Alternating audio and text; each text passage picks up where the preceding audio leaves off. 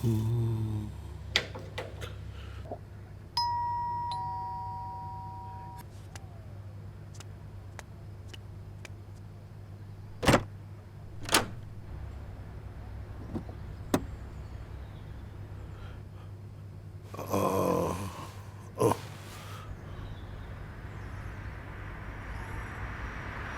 ನಾನು ಹೋಗಿ ಬರ್ತೀನಿ. ಬೇಗ ಬಾರೋ ಊಟಕ್ಕೆ.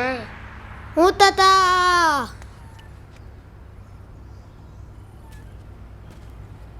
ನಮಸ್ಕಾರ. ನಮಸ್ಕಾರ ಸರ್. ಗಾಯತ್ರಿ?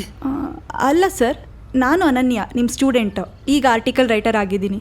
ಕರ್ನಾಟಕ ಸರ್ಕಾರದಿಂದ ಅತ್ಯುತ್ತಮ ಶಿಕ್ಷಕರ ಪ್ರಶಸ್ತಿ ಪಟ್ಟೀಲಿ ನಿಮ್ಮ ಹೆಸರಿದೆ ಸರ್. ಅದಕ್ಕೆ ಆರ್ಟಿಕಲ್ ಬರೆಯೋಣ ಅಂದ್ಕೊಂಡಿದ್ದೀನಿ. ನೀವು ಇಂಟರ್ವ್ಯೂ ಕೊಟ್ಟರೆ ಒಂದು 5 ರಿಂದ 10 ನಿಮಿಷ ಅಷ್ಟೇ ಸರ್. ನೀವು ನನ್ನ ಸ್ಟೂಡೆಂಟ್ ಅದ್ರಿ. ಯಾವ ಬ್ಯಾಚು? ನಾನು 2019 EC ಬ್ರ್ಯಾಂಚ್. EC ಬ್ರ್ಯಾಂಚಾ? EC ಬ್ರ್ಯಾಂಚ್ಗೆ ನಾನು ಕ್ಲಾಸ್ ತಗೊಂಡಿಲ್ಲ, ನಾನು CS ತಗೊಂಡಿದ್ದು. ಓ, ನೀವು EC ಅಂದ್ರ ಸರ್? ಸಾರಿ ಸರ್, ನಾನು CS ಬ್ರಾಂಚಲ್ಲೇ ಇದ್ದಿದ್ದು. ಆದರೆ ನಾನು EC ಅವರಿಗೆ ತಗೋತಾ ಇದ್ದೆ. ಅದರ HOD ಕೂಡ ನಾನೇ ಆಗಿದ್ದೆ. ನೋಡು, ಸುಳ್ಳು ಹೇಳೋಕ್ಕೂ ಮುಂಚೆ ಅದರ ಬಗ್ಗೆ ಸರಿಯಾಗಿ ರಿಸರ್ಚ್ ಮಾಡಬೇಕು. ಆಗ ಸುಳ್ಳು ಸತ್ಯವಾಗಿಬಿಡುತ್ತೆ. ಸಾರಿ ಸರ್, ನೀವು ಯೂಶ್ವಲಿ ಇಂಟರ್ವ್ಯೂ ಕೊಡಲ್ಲ ಅಂತ ಕೇಳಿದ್ದೆ. ಅದು ನಿಮ್ಮ ಸ್ಟೂಡೆಂಟ್ ಅಂತ ಹೇಳಿದ್ರೆ ಕೊಡ್ಬೋದೇನೋ ಅಂತ. Sorry sir. ಒಳಗೆ ಬರಲಾ? ಅದಾಗಲೇ ಬಂದುಬಿಟ್ಟಿದ್ದೀರಾ ಒಳಗೆ. ಬನ್ನಿ ಬನ್ನಿ. Sorry sir. ಸರ್, ಈ ಗಿಫ್ಟ್ ನಿಮಗೆ. ಗಿಫ್ಟಾ? ಹಾಂ ಸರ್. ಭಾರಿ ಅಪರೂಪ. ಬನ್ನಿ ಬನ್ನಿ.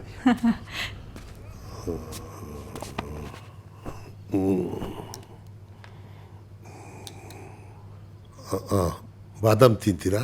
ಇಲ್ಲ ಸರ್, ಬೇಡ. ಡಾಕ್ಟರ್ ಹೇಳಿದ್ದಾರೆ ಬಾದಾಮ್ ತಿಂದರೆ ನೆನಪಿನ ಶಕ್ತಿ ಜಾಸ್ತಿ ಆಗುತ್ತೆ ಅಂತ. ಆದರೆ ನನಗೆ ಈ ಬಾದಾಮ್ ತಿನ್ನೋದಕ್ಕೆ ನೆನಪಿನ ಶಕ್ತಿ ಇಲ್ಲ. ನೀವು ತಗೊಳ್ಳಲ್ಲ ಅಂದರೆ ನಾನು ತಗೋತೀನಿ. ಬೇಳೆ ಸಾರು ಮಾಡಿದ್ದೀನಿ, ಫ್ಯಾಂಟಾಸ್ಟಿಕ್ ಬಂದಿದೆ. ಸ್ವಲ್ಪ ಬಿಸಿಯನ್ನು ಹಾಕಿ ಬ್ಯಾಟಿಂಗ್ ಮಾಡಿದರೆ ಹೇಗೆ? ಇಲ್ಲ ಸರ್, ನಾನು ತಿನ್ನಲ್ಲ, ಬೇಡ. Coffee tea? ಇಲ್ಲ ಸರ್, ಬೇಡ. ನೀರು? ಸರ್, ನಾನೇ ತಂದಿದ್ದೀನಿ. ಎಲ್ಲ ಪ್ರಿಪೇರ್ ಆಗಿ ಬಂದಿದ್ದೀರಾ? ಹಾಂ ಸರ್. ಹಾಂ, ಕೇಳಿ ಪ್ರಶ್ನೆ.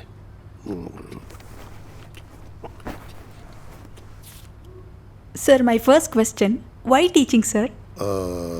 ಟೀಚಿಂಗ್ ಬಡ ಮಕ್ಕಳಿಗೆ ಹೆಲ್ಪ್ ಮಾಡೋದು, ಸಮಾಜದಲ್ಲಿ ಬದಲಾವಣೆ ತರೋದು, ಟೀಚಿಂಗ್ ಲೈನಲ್ಲಿ ಕ್ರಾಂತಿ ತರೋದು, ಇದೆಲ್ಲ ಅಂದ್ಕೊಂಡು ನಾನು ಬಂದಿಲ್ಲ. MTech ಆದಮೇಲೆ ನಾನು ಮನೆಯಲ್ಲೇ ಕೂತ್ಕೊಂಡಿದ್ದೆ. ನನ್ನ ಫ್ರೆಂಡ್ ಒಬ್ಬರು ಪ್ರೊಫೆಸರ್ ಇದ್ದಾರೆ, ಹನುಮಂತು ಅಂತ. ಅವನು ಒಂದಿನ ನನಗೆ ಸಿಕ್ಕಿದಾಗ ಕೇಳ್ದ, ಮನೆಯಲ್ಲಿ ಇದೆಯಲ್ಲಪ್ಪ, ಬಂದು ಜಾಯ್ನ್ ಆಗಿ ಕಾಲೇಜಿಗೆ ಅಂದರು. ENCಯಲ್ಲಿ ಒಂದು ಪೋಸ್ಟ್ ಖಾಲಿ ಇತ್ತು. ಸರಿ, ಅವನು ನನ್ನ ಒತ್ತಾಯ ಮಾಡಿದರು ಅಂತ ನಾನು ಅಪ್ಲೈ ಮಾಡಿದೆ. ಕೆಲಸ ಸಿಕ್ತು, ಹೋದೆ. ಆದರೆ ಅಷ್ಟೆಲ್ಲ ಅಂದ್ಕೊಂಡೇನು ಬಂದಿಲ್ಲ ಅಂದರು, ಇಷ್ಟೆಲ್ಲ ಮಾಡಿದ್ದೀರಾ. ಅದೇನೋ ಹೇಳ್ತಾರಲ್ಲ, ಡೆಸ್ಟಿನಿ. ಮಾಡಬೇಕು ಅಂತ ಅನ್ನಿಸ್ತು, ಡೆಸ್ಟಿನಿಲಿ ಬರ್ದಿತ್ತು, ಮಾಡಿ. ನೀವು ಟೀಚಿಂಗ್ ಪ್ರೊಫೆಷನ್ ಆಯ್ಕೆ ಮಾಡ್ಕೊಂಡಿಲ್ಲ, ಬಟ್ ಟೀಚಿಂಗ್ ಪ್ರೊಫೆಷನ್ ನಿಮ್ಮನ್ನು ಆಯ್ಕೆ ಮಾಡ್ಕೊಂಡಿದೆ. ಇರ್ಬೋದು. ಸರ್, ನೀವು ಟೀಚಿಂಗ್ ಶುರು ಮಾಡಿ ಒಂದು 30-35 ವರ್ಷ ಆಗಿರಬೇಕಲ್ವಾ? ಪ್ರಿಸೈಸ್ಲಿ 38 ವರ್ಷ. ಈ 38 ವರ್ಷದಲ್ಲಿ ಇಲ್ಲ ಅಂದರೂ ಒಂದು 2 ರಿಂದ 3 ಜನ್ರೇಷನ್ ಮಕ್ಕಳನ್ನ ನೋಡಿರ್ತೀರ. ಅವರಲ್ಲಿ ಏನು ವ್ಯತ್ಯಾಸ ಅನಿಸುತ್ತೆ ಸರ್? ಆಗೆಲ್ಲ ತುಂಬ ಸ್ಟ್ರಿಕ್ಟಾಗಿ ಹೊಡೆಯೋದು, ಬಡಿಯೋದು, ಚಾಕ್ ಪೀಸ್ ಬೆರಳಲ್ಲಿ ಹಾಕಿ ಅಮ್ಕೋದು, ಇದೆಲ್ಲ ಮಾಡ್ತಾಯಿದ್ರು. ಹೋಗಿ ಅಪ್ಪಂಗೆ ಕಂಪ್ಲೇಂಟ್ ಮಾಡಿದರೆ ಅಪ್ಪ ಬಂದು ಇನ್ನೂ 3-4 ಹಾಕು ಅಂತ ಹೇಳ್ತಾಯಿದ್ರು. ನಿಮ್ಮ ಅಪ್ಪನೂ ಕೂಡ ಸ್ಟ್ರಿಕ್ಟಾಗಿ ಇದ್ರಲ್ಲ? ಗೊತ್ತಿಲ್ಲ ಸರ್, ನಾನು ಚಿಕ್ಕ ವಯಸ್ಸಲ್ಲಿದ್ದಾಗಲೇ ನಮ್ಮ ತಂದೆ ತೀರ್ಕೊಂಡ್ರು. ಸೊ ಹೇಗಿರ್ತಿದ್ರೋ ಗೊತ್ತಿಲ್ಲ. ಓ ಸಾರಿ, ಏನೋ ಕೇಳಬಾರ್ದು ಪ್ರಶ್ನೆ ಕೇಳಿಬಿಟ್ಟು. ಇಟ್ಸ್ ಓಕೆ ಸರ್, ಪರವಾಗಿಲ್ಲ. You please continue sir. ಆದರೂ ಇನ್ನೊಮ್ಮೆ ಸಾರಿ. ಇಲ್ಲ ಸರ್, ನನಗೇನು ಬೇಜಾರಿಲ್ಲ, ಹೇಳಿ. ನಮ್ಮ ಫ್ರೆಂಡ್ ಒಬ್ಬರು ಹೇಳ್ತಾಯಿದ್ರು, ಫಿಯರ್ ಸ್ಟಾಪ್ಸ್ ಲರ್ನಿಂಗ್. ಹೆದರಿಕೆ ತುಂಬಿದ ತಕ್ಷಣ ಔಟ್. ಹುಡುಗರು ಕಲಿಯೋದೇ ಬಿಟ್ಬಿಡ್ತಾರೆ, ಮಾರ್ಕ್ಸ್ ಕಾರ್ಡ್ಗೆ ಅದಕ್ಕೆ ಅಂತ. ಎಜುಕೇಷನ್ ನಾಲೆಜ್ ಆಗಬೇಕು.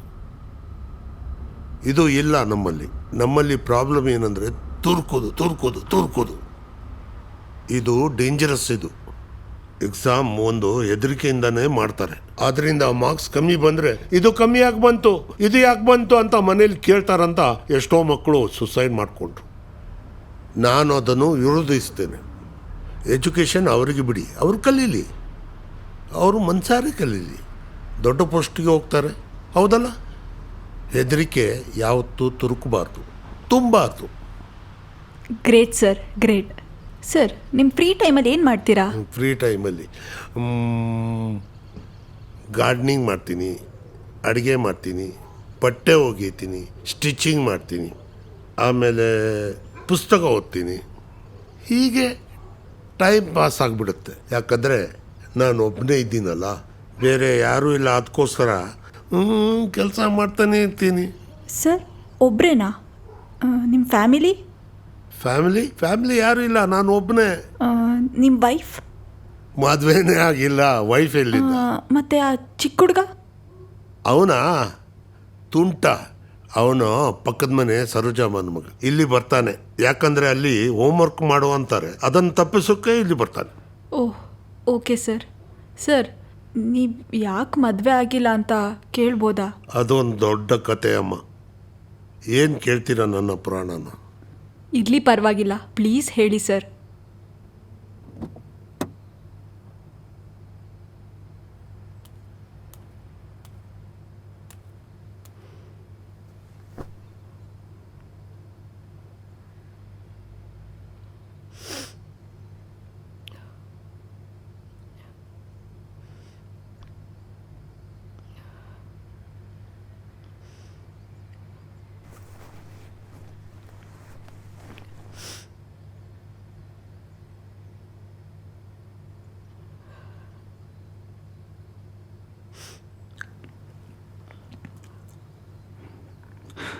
ಯಾವಾಗ ಹೋಗ್ತಾ ಇದೆಯಾ? ನಾಳೆ ಬೆಳಗ್ಗೆನೇ ಬಿಡ್ತಾ ಇದ್ದೀನಿ. ಎಷ್ಟು ದಿನ ಅಂತ ಈ ಥರ ಆಂಟಿ ಮನೇಲೇ ಇರ್ತಾರಂತೆ ಅವರು? ನಾನು ನಿನ್ನ ಮರೆತು ಬೇರೆಯವ್ರನ್ನ ಮದುವೆ ಆಗೋವರೆಗೂ.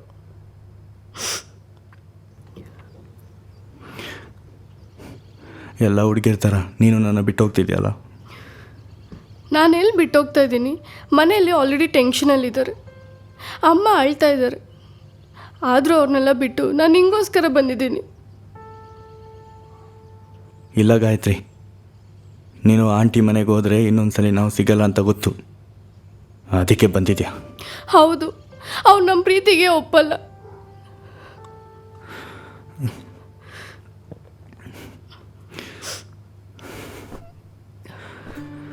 ಗಾಯತ್ರಿ, ನಾನು ಒಂದ್ಸಲ ಟ್ರೈ ಮಾಡಿ ನೋಡ್ತೀನಿ. ನೀನು ಅವ್ರನ್ನ ಒಪ್ಸೋಕ್ಕೆ ಅಂತ ಬಂದರೆ ಅವ್ರು ನಿನ್ನನ್ನು ಸಾಯಿಸ್ತಾರೆ. ಒಂದು, ನಾನು ಬೇರೆಯವ್ರನ್ನ ಮದುವೆ ಆಗಬೇಕು, ಇಲ್ಲ ನಾವಿಬ್ಬರು ಓಡೋಗ್ಬೇಕು.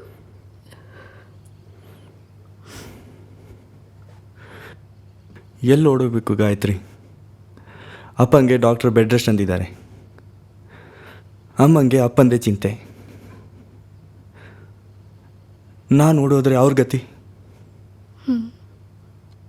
ನಂಗೆ ಗೊತ್ತು, ಅದಕ್ಕೆ ನಾವು ಓಡೋಗೋಣ ಅಂತ ನಾನು ಹೇಳಲಿಲ್ಲ.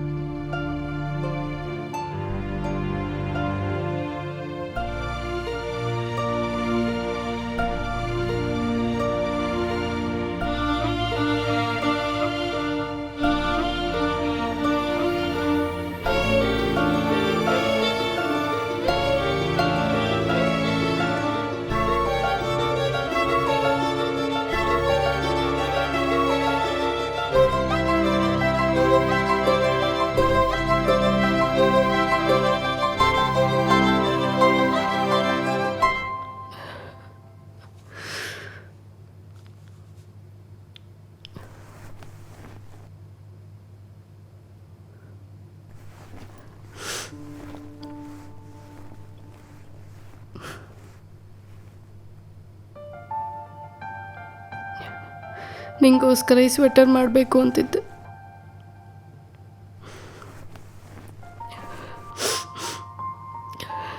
ಆದರೆ ಇದಿನ್ನೂ ನಮ್ಮ ಪ್ರೀತಿ ಥರ ಇನ್ಕಂಪ್ಲೀಟ್.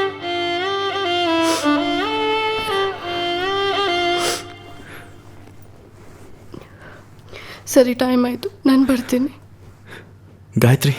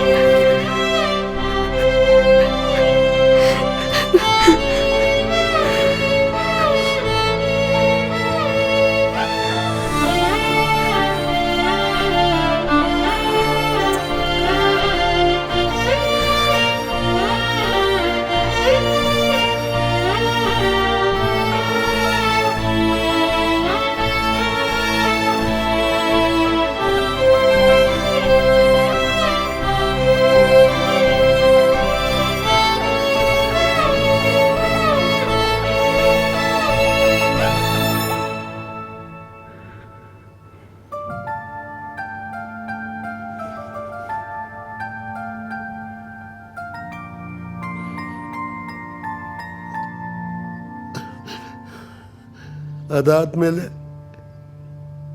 ನಾನು ಇನ್ನೊಬ್ಬರನ್ನು ಯಾವತ್ತೂ ಪ್ರೀತಿಸಿಲ್ಲ. ಮನೆಯವರು ತುಂಬ ಹೇಳಿದರು, ಆದರೆ ನನಗೆ ಮನಸ್ಸಲ್ಲಿ ಒಬ್ಬರನ್ನು ಇಟ್ಕೊಂಡು ಇನ್ನೊಬ್ಬರನ್ನು ಪ್ರೀತಿಸಿ ಸಾಧ್ಯನೇ ಆಗಿಲ್ಲ.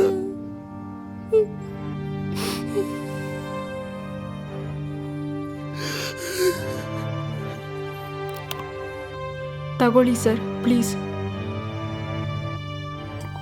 ಸಾರಿ ಸರ್, ನನಗೋಸ್ಕರ ನೀವಿದೆಲ್ಲ ನೆನೆಸ್ಕೊಳ್ಳೋ ಹಾಗಾಯಿತು. ಬಿಡಮ್ಮ, ಇದೆಲ್ಲ ನಮಗೆ ರೂಢಿ ಆಗಿಬಿಟ್ಟಿದೆ. ಸರ್, ಅವರೇ ಅಲ್ಲ?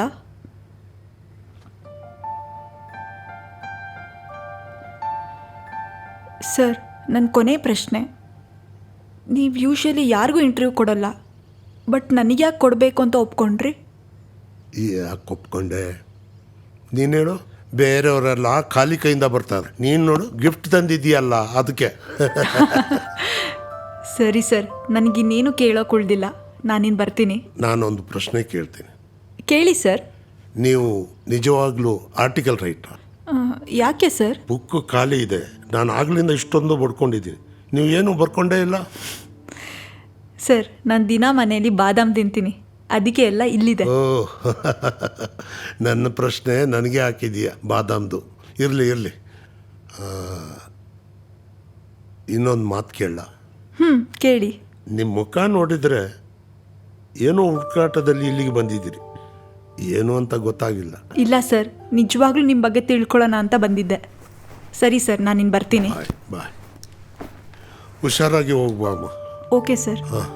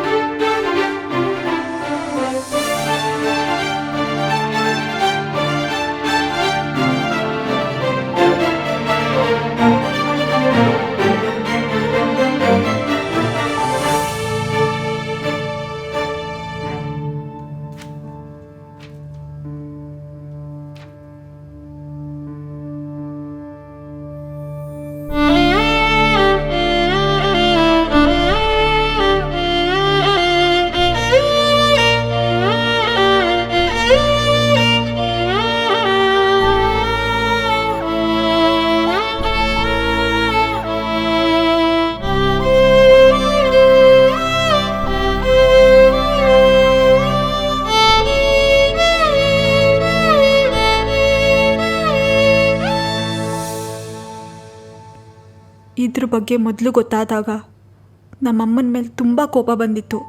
ಆದರೆ ಈಗ you are not just a great teacher, you are a great human being, professor Walter D'Souza. Goodbye. Goodbye ಅಮ್ಮ.